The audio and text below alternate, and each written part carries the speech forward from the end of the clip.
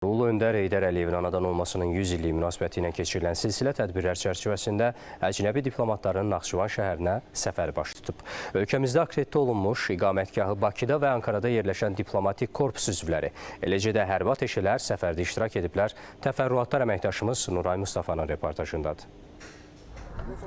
Ümummilli lider Heydər Əliyevin 100 illiyi münasibəti ilə keçirilən silsilə tədbirlər çərçivəsində əcnəbi diplomatlar Naxçıvan şəhərinə səfər etdilər. Qonaqlar Naxçıvanda yerləşən Heydər Əliyev muzeyi ilə tanış oldular. 5000-dən çox eksponatın yer aldığı muzeydə qonaqlara Ulu Öndərin həyat və fəaliyyətini əks etdirən fotoşəkil və eksponatların tarixi haqqında ətraflı məlumat verildi. Səfər çərçivəsində Kəngərli rayonunda yerləşən Duzdağ da ziyarət olundu. Heydər Əliyev və Azərbaycanın xarici siyasəti mövzusunda keçirilən tədbirdə Ulu Öndərin zəngin həyat yolu və Azərbaycan xalqının rifahı, dövlətimizin siyasi müstəqilliyi və davamlı inkişafı uğrunda yorulmaz fəaliyyətindən danışıldı.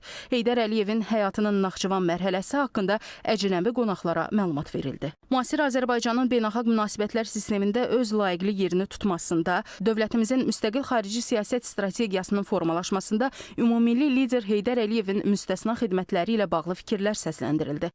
30 il sonra nəzər saldıqda bugünkü Azərbaycanın görkəmi çox heyrətləndirir. Bu, digər ölkələr üçün nümunəvi modeldir. Bunun isə ilk təməl daşını Heydər Əliyev qoyub. Düşünürəm ki, bu ideyaları gələcək nəsillərə də ötürmək lazımdır. Tədbir çərçivəsində Ulu Öndər Heydər Əliyevə həsr edilmiş videoçarx da nümayiş etdirildi. Sonda Naxçıvan Dövlət Universitetinin simfonik orkestrinin konserti dinlənildi. Naxçıvan səfəri çərçivəsində xarici diplomatlar və hərbi ateşələr şəhərin mədəni, tarixi və turistik məkanları ilə də tanış oldular.